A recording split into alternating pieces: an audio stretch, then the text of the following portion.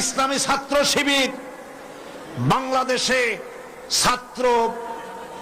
ছাত্র অঙ্গনে শিক্ষা প্রতিষ্ঠানে আল্লাহর এক নিয়ামত। আলহামদুলিল্লাহ বলেন। এই নিয়ামতের কাছে, ইসলামের কাছে আসতে না পারে সেজন্য বলা হয় মৌলবাদ আর সন্ত্রাস। শিবিরের কাছে যাতে আসতে না পারে সেই জন্য বলা হয় এরা হাত কাটে আর রক কাটে। আমি বলি এই কথাটা হলো একটা চালাকি কথা।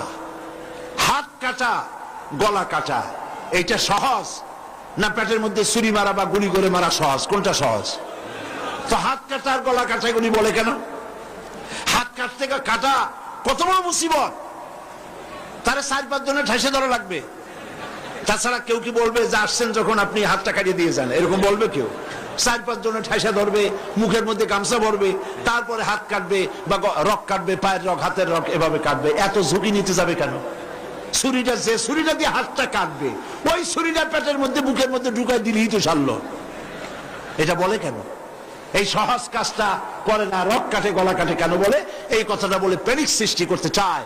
যেই সমস্ত ছাত্র ছাত্রীরা দিন পেতে চায়, ইসলামে আসতে চায়, তারা যেন ইসলামী ছাত্র শিবিরের কাছে আসতে না পারে তার জন্য ষড়যন্ত্রমূলক এই বদনাম তারা দেশ শুদ্ধ জড়াইছে।